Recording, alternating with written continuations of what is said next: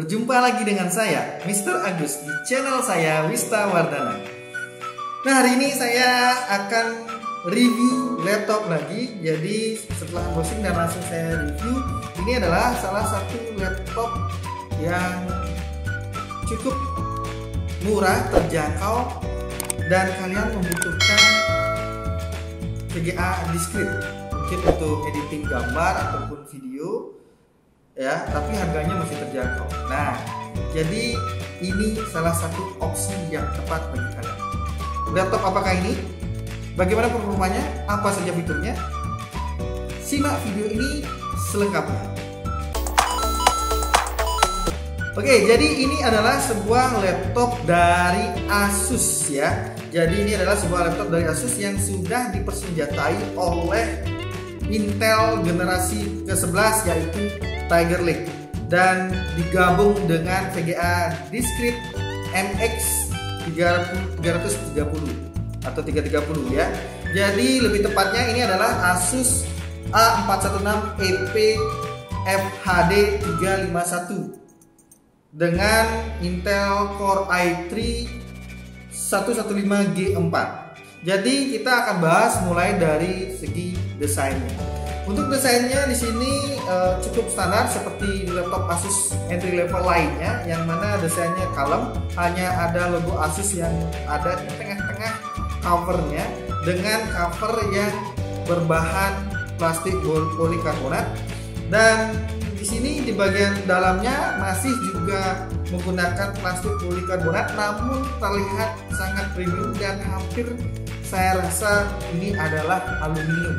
Dan dari segi tampilan pamresnya, di sebelah kiri ada stiker Intel Core i3 generasi ke-11, habis itu ada stiker Nvidia seri MX, dan ada stiker Office Home and Student 2019. Dan di sebelah kanannya ada stiker-stiker keunggulan daripada laptop ini seperti Nano Edge display, habis itu AI cancelling, noise cancellation, dan berbagai fitur lainnya. Dan dimensi dari laptop ini ada di 32,5 cm untuk panjangnya, lebarnya di 21,6 cm dengan ketebalannya 2,31 cm, dan beratnya hanya kira-kira 1,6 kg, sehingga laptop ini cukup compact dan sangat mudah dibawa kemana-mana, cocok untuk orang yang mobilitasnya tinggi. Layar pada laptop ini berukuran 14 in dengan resolusi Full HD, yaitu 1920x1080 pixel, dengan refresh rate-nya hanya 60 Hz karena memang tidak diperuntukkan para gamer, dengan tingkat kecerahan 220 nits.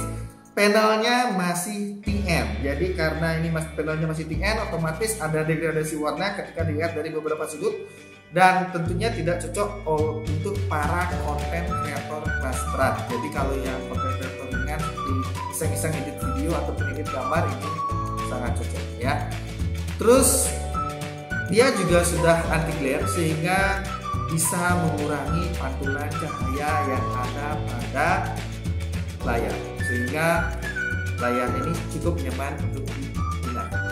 Selanjutnya dari segi bezelnya, di sini bezelnya sudah tipis, ya. Di bagian sisi kiri dan kanannya Asus mengklaim namanya adalah Nano Edge display, dengan sisi kiri dan kanannya cukup tipis, namun atas dan bawahnya masih cukup tebal karena di atasnya ditempatkan kamera yang resolusinya itu 0,3 megapiksel, dan untuk take video dia hanya bisa sampai 640x480 pixel dengan perbandingan 4:3 30 fps, ya. Tapi bagusnya di sini videonya sudah diberikan fitur digital video stabilization, sehingga ini cukup nyaman digunakan untuk take video, meski resolusinya ini adalah resolusi yang di bawah standar laptop pada umumnya.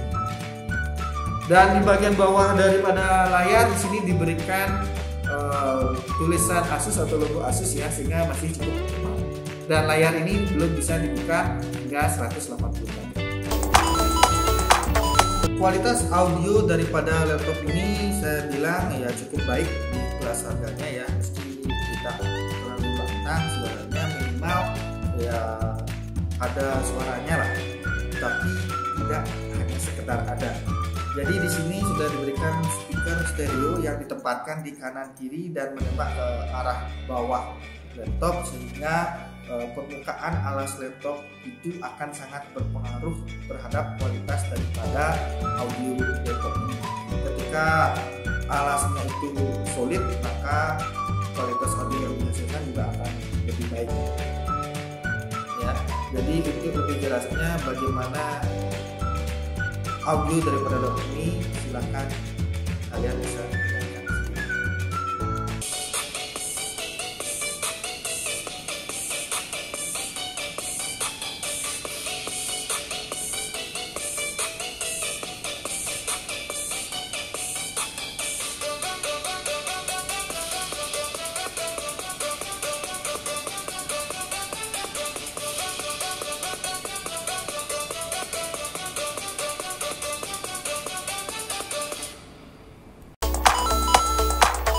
Dari sisi penyimpanan, Asus memberikan SSD NVMe PCIe dengan kapasitas 512 GB dan kecepatan write dan read-nya ini cukup bagus di kelasnya, dan malah ini melebihi kecepatan write dan write daripada laptop saya yang Asus TUF ini.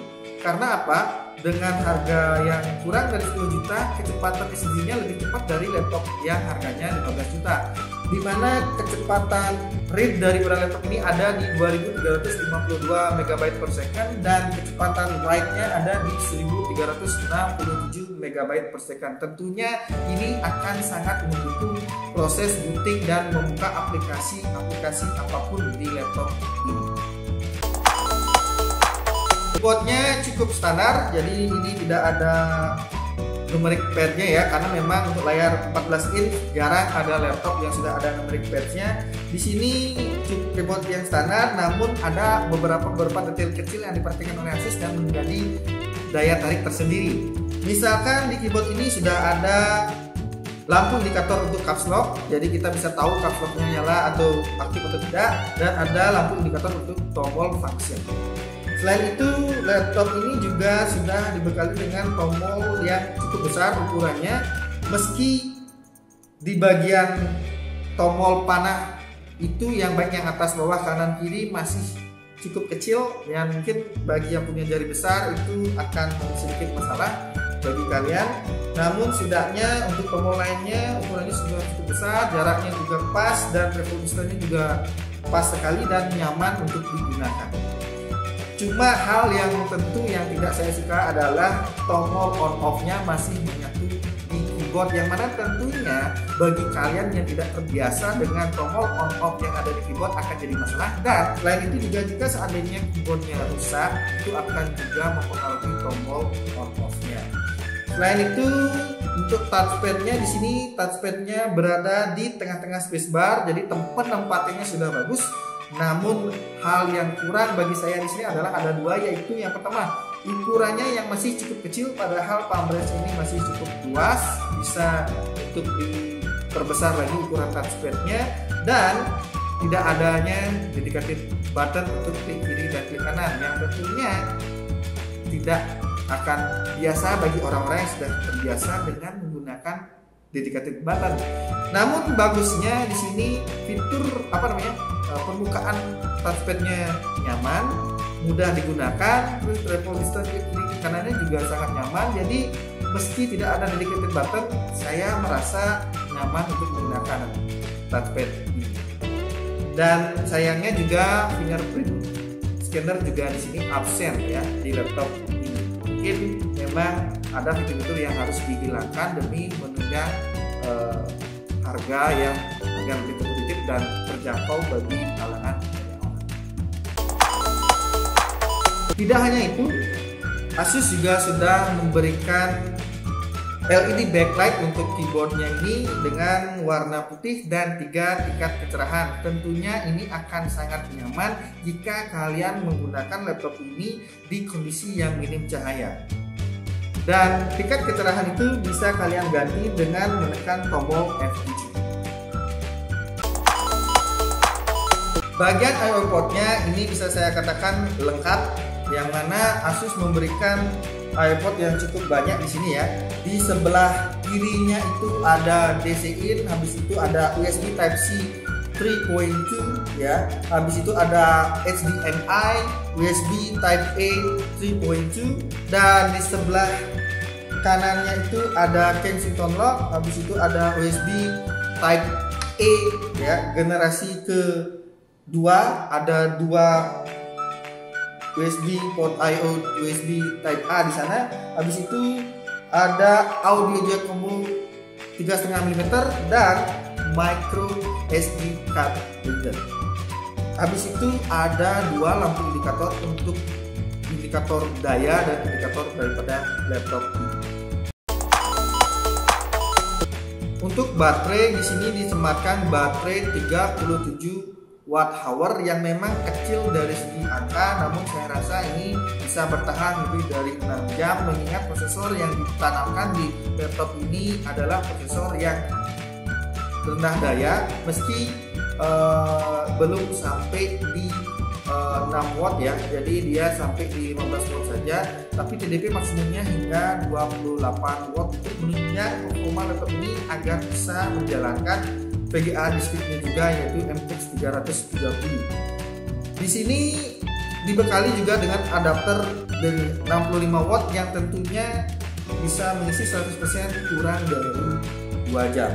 Untuk kipas hanya diberikan satu kipas di sini untuk mendinginkan prosesor dan juga VGA-nya, dan hanya ada satu lubang heat pipe. Dan untuk lubang exhaust-nya dan intake-nya berada di bawah, berbentuk grill-grill persegi panjang yang sedikit ya, dan exhaust-nya ada di sebelah kiri dengan lubang berbentuk persegi yang juga jumlahnya tidak terlalu banyak. Untuk fitur daripada laptop ini sudah dibekali dengan aplikasi bawaan yaitu My Asus, yang mana di aplikasi My Asus kalian bisa dengan mudah memonitor kinerja hardware dan men-setting kinerja hardware daripada laptop ini. Contohnya di sini ada settingan untuk AI noise cancelling, yang mana bisa mengurangi suara-suara lain di luar dari suara kalian ketika kalian mau take video ataupun ketika kalian menggunakan video ini, kamera ini untuk kegiatan tatap muka virtual ya. Jadi sudah ada AI noise cancelling. Habis itu ada juga pengaturan audio, kalian mau setting audionya seperti apa. Habis itu ada pengaturan tampilan visual layar jika kalian pilih mau dalam mode eye care atau vivid dan lain sebagainya. Terus ada juga pengaturan baterainya itu mau disetting seperti apa, apakah bisa selalu dicas sampai 100% atau 80% ataupun 60%, dengan tujuan ketika kalian ingin baterainya ini awet, saya sarankan kalian men-setting laptop kalian ini di 80% ataupun 60%. Jadi akan selalu dayanya terisi sampai 60% ataupun 80%, dan itu akan memperpanjang usia baterai daripada laptop ini. Dan fitur lainnya juga ada pengaturan koneksi internet, apakah koneksi internetnya kalian mau kalian fokuskan untuk game multimedia ataupun dan lain-lain, sehingga ketika kalian pilih dalam mode game dia akan memprioritaskan koneksi internet kalian di game ya, bukan di hal-hal lainnya. Dan ada juga pengaturan fungsi tombol FN ketika kalian mau mengatur tombol FN ini untuk apa, tombol functionnya apakah mau aktif ataupun tidak. Dan yang terakhir tentunya ada pengaturan performa daripada laptop ini atau pengaturan kipas. Jadi ada 3 pengaturan mode performa laptop ini, yaitu yang pertama mode performa, yang mana di sini ya kipasnya akan berputar dengan lebih cepat dan performanya juga akan meningkat, tapi disarankan untuk dicolok chargernya. Habis itu yang kedua ada mode standar ya, dan yang ketiga ada mode whisper mode atau bisa dibilang mode yang paling rendah dari kemampuannya, tapi kipasnya itu tidak berisik. Seperti yang sudah saya bilang di awal, jadi laptop ini dipersenjatai prosesor dari tim biru, yaitu lebih tepatnya Intel Core i3 115G4 ya. Jadi dengan kode name Tiger Lake, base clocknya berada di 1,7 GHz hingga boost clocknya berada di 4,1 GHz dan TDP maksimumnya hingga di 28 watt. Ini adalah prosesor 2 core 4 thread yang mana perlu kita ketahui sejauh mana peningkatan performa yang ditawarkan oleh Intel generasi 11 daripada Intel generasi 10 ya. Nanti kita akan cek di bagian performa. Hal lain yang menjadi keunggulan daripada laptop ini tentu di bagian VGA atau kartu grafisnya. Jadi di samping adanya VGA integrated bawaan daripada Intel, yaitu Intel UHD Graphics yang sudah menggunakan 48 eksekusi unit, juga disematkan ya VGA dedicated yaitu Nvidia GeForce MX 330 2 GB VRAM. Jadi tujuannya adalah bagi kalian yang membutuhkan laptop harganya yang masih terjangkau tapi ingin melakukan kegiatan content creator, sesekali editing video ataupun editing gambar, Asus memberikan pilihan laptop ini untuk kalian jadikan daily driver kalian ya. Jadi tentunya ini akan menunjang performa untuk pengolahan video ataupun gambar karena Nvidia GeForce MX 330 sudah mendukung CUDA core ya. Jadi akan mempercepat proses rendering video maupun gambar daripada kalian memilih laptop yang tanpa dedicated grafik. Untuk RAM bawaan daripada laptop ini sebenarnya adalah 4 GB DDR4 2667 MHz ya. Jadi sudah dibekali RAM 4 GB. Namun bagi saya ketika sudah dibekali VGA dedicated yang mana Asus tentunya berpikir bahwa para user yang membeli laptop ini mungkin akan sesekali menggunakan laptop ini untuk editing gambar, foto maupun editing video, yang mana bagi saya RAM 4 GB tidak cukup untuk digunakan untuk kegiatan-kegiatan seperti itu. Maka dari itu dengan adanya satu slot RAM tambahan, karena satu slot lagi sudah disolder, saya harapkan bagi para user yang membeli laptop ini langsung upgrade RAM daripada laptop ini menjadi minimal 8 GB dual channel ya. Jadi kalian tambahkan satu keping RAM 4 GB dengan kecepatan yang sama atau lebih boleh. Dan kalau bisa ditambahkan 8 GB ya, sehingga jika ditambahkan satu keping 8 GB dia akan menjadi RAM-nya 12 GB dual channel. Dan saya jujur sudah mengupgrade RAM daripada laptop ini, yang saya upgrade menjadi 8 GB dual channel ya, karena saya tambah ini guna mengetahui performa laptop ini ketika berjalan dual channel apakah akan bagus dan nyaman untuk digunakan untuk proses olah gambar ataupun video atau tidak. Sisi upgrade-nya di sini sebenarnya tidak terlalu banyak, selain yang sudah saya bilang tadi bahwa RAM-nya bisa ditambah karena ada satu slot RAM dan satu slot lagi sudah disolder. Jadi kalian bisa menambahkan slot RAM satu keping lagi di laptop ini, dan saya harapkan wajib ya bagi kalian menambahkan minimal 4 GB sehingga jalan di dual channel 8 GB. Dan ada opsi untuk upgrade penyimpanan. Di sini saya lihat ada tempat untuk menaruh SSD SATA 2,5 in ya, 2,5 in. Namun sayangnya Asus tidak membekali dengan kabel untuk penghubung SSD SATA tersebut. Jadi bagi yang mau upgrade penyimpanan, kalian tidak bisa menambahkan SSD SATA sebelum kalian menemukan kabel yang tepat untuk menyambungkan SSD SATA dengan laptop. Tapi jika seandainya kalian mau mengganti SSD-nya, ini masih dimungkinkan. Karena apa? Jadi di sini ada satu slot SSD yang bisa diganti, ditukar dengan SSD lain yang kapasitasnya tentunya harusnya lebih besar dari 512 GB yang sudah menjadi bawaan daripada laptop ini. Sehingga laptop ini bisa memiliki storage yang lebih besar.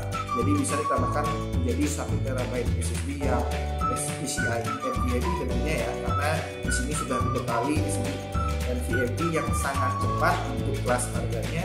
Jadi jangan sampai diturunkan lagi kecepatannya. Jadi kalau bisa cari SSD NVMe PCIe yang bagus dan kecepatannya tinggi dan kapasitasnya juga besar bagi kalian, minimal dan 1 TB. Jika seandainya tidak bisa, ya lebih baik biarkan saja dan kalian beli saja hard disk eksternal untuk menambah storage kalian jika membutuhkan memang penyimpanan yang lebih besar lagi. Bagian yang paling banyak ditunggu-tunggu pastinya oleh para penonton setia channel saya adalah bagian performanya. Tentunya ini adalah hal yang menarik bagi kita semua untuk mengetahui sejauh mana performa daripada laptop ini dan khususnya perbedaan antara prosesor generasi terbaru daripada Intel dengan prosesor sebelumnya yang versi 10. Jadi sekedar informasi, dia sudah menggunakan prosesor Intel Core i3 generasi 11, lebih tepatnya Core i3 115G4 ya, 2 core 4 thread sama dengan prosesor Core i3 generasi 10 yaitu 105G1. Dan di sini saya uji dengan dua kondisi. Kondisi pertama yaitu settingan laptopnya ada di bed performance dengan chargernya dicolok atau plug-in, dan kondisi kedua masih di bed performance dengan kondisi laptopnya tidak di-charge atau unplug. Jadi dan saya jalankan di sini menggunakan Cinebench R15 ya, kemudian sejenis menggunakan Cinebench R15. Saya loop 5 kali di masing-masing kondisi. Saya mendapatkan skor rata-rata di kondisi pertama itu 450 CD ya, dengan skor tertinggi ada di loop pertama dan loop ketiga yaitu 456, dan skor terendah ada di loop kelima 434 CD ya. Dan ini merupakan peningkatan yang lumayan ya bagi Intel Core i3, dan ketika seandainya dibandingkan dengan Intel Core i3 generasi 10, saya mendapatkan di pengujian laptop sebelumnya. Saya ambil contoh Acer Aspire 5 A514 yang kemarin saya review. Di sana yang menggunakan Intel Core i3 105G1 yaitu Intel Core i3 generasi 10, di mana di sana saya mendapatkan skor rata-rata 368 CD ya, sehingga jika dibandingkan dengan prosesor yang Core i3 generasi 11, di sini ada peningkatan sebanyak 25% dari sebelumnya. Jadi menurut saya Intel memberikan prosesor yang lebih baik ya, daripada sebelumnya. Karena apa? Peningkatannya juga lumayan tinggi, yaitu sebesar 25%. Kalau seandainya peningkatannya kurang dari 15%, saya rasa percuma untuk membeli laptop dengan prosesor generasi terbaru. Dan untuk kondisi kedua, bed performance dan tapi tanpa di-charge, di sini saya mendapatkan skor rata-rata 306 CD dengan skor tertinggi yaitu 461 ada di loop kedua, dan skor terendahnya ada di loop terakhir yaitu loop kelima dengan skor 248 CD. Jadi dengan skor rata-rata 306 ini, jika saya bandingkan dengan skor rata-rata di kondisi pertama, ini ada penurunan performa, dan itu adalah hal yang wajar ya, hal yang wajar bagi hampir semua laptop, dan tidak hanya laptop ini harganya puluhan juta pun memiliki kendala seperti ini. Jadi semua seperti itu akan terjadi penurunan performa jika kalian mencabut charger daripada laptop ini ya. Cuma yang tentunya yang perlu kalian perhatikan adalah sejauh mana performanya turun. Jika performanya turun drastis lebih dari 50%, itu tentunya hal yang tidak baik ya. Karena apa? Karena ketika kalian menggunakan laptop tanpa charger, kalian akan merasakan performa yang jauh signifikan berbeda dengan laptop yang ketika dicari. Tapi di sini saya menemukan hasilnya yaitu adanya penurunan performa sekitar 32%, yang mana ini masih bisa ditoleransi, dan tentunya yang paling bagus itu adalah tidak adanya gejala muncul daripada laptop ini. Tapi yang pasti saya sarankan ketika kalian ingin membawa laptop ini dan ingin bekerja di luar rumah, saya harapkan kalian selalu ingat membawa chargernya dan selalu dicas ya, sehingga kalian bisa mendapatkan performa maksimum daripada laptop ini. Apalagi jika seandainya kalian ingin menggunakan laptop ini untuk kegiatan editing gambar atau editing video yang memang membutuhkan performa maksimum daripada setiap laptop ini.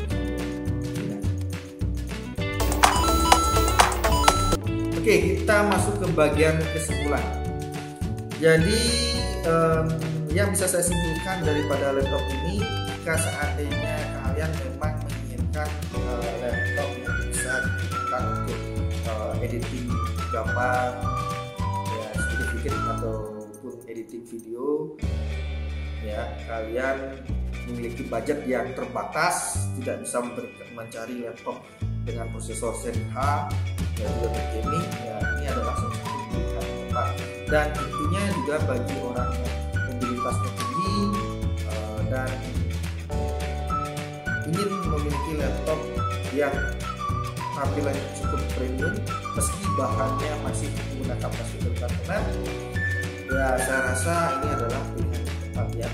Jadi sudah ada keyboard yang backlight warna putih, habis itu tampilannya premium, layarnya sudah Full HD, terus ada anti glare, terus fiturnya juga cukup lengkap ya. Jadi kalian saya rasa jika seandainya memilih laptop ini tidak akan menyesal di harga yang sudah saya sampaikan. Jadi harganya ini adalah untuk harga di bulan Mei ya. Harga laptop ini adalah 8.550.000 rupiah. Dengan harga 8.550.000 rupiah dan bonus yang ditawarkan yaitu yang pertama ada Office Home Experience 2019 senilai 1.800.000 yang berlaku seumur hidup tentunya, dan yang kedua ada Windows 10 original yang sudah langsung tinggal aktifin saja di laptop ini. Selanjutnya juga ada bonus Premium Care garansi resmi 2 tahun di semua service center Asus di seluruh Indonesia ya. Jadi ada garansi resmi 2 tahun.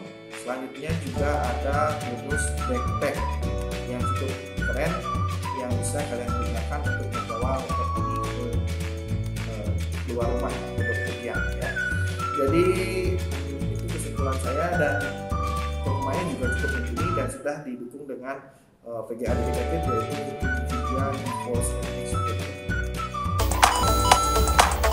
Oke, jadi sekian yang bisa saya sampaikan, yang saya bisa review dari laptop ini. Semoga apa yang saya sampaikan bisa bermanfaat bagi kalian, dan ingat untuk selalu terapkan protokol kesehatan di masa pandemi ini sehingga kalian bisa tetap sehat dan terhindar dari COVID-19. Dan saya ucapkan terima kasih sudah menonton video saya. Ingat, bagi yang ingin berkomentar silahkan tulis saja di kolom komentar, atau mau pengen menangani silahkan, dan mungkin ada hal-hal yang kurang jelas ataupun hal yang salah yang saya sampaikan bisa kalian komentari juga, dan silahkan tulis saja di kolom komentar. Bagi yang suka dengan video ini like aja, dan bagi yang tidak suka dislike aja, dan ingat share juga video ini ke rekan-rekan kalian atau keluarga kalian yang membutuhkan informasi tentang laptop murah yang bisa digunakan untuk editing video ataupun gambar ringan. Oke, itu saja yang saya sampaikan. Sekian review saya kali ini untuk Asus A416EP FHD 351. Sampai ketemu lagi dengan saya Mr. Agus di video saya berikutnya. Sampai ketemu lagi. Bye.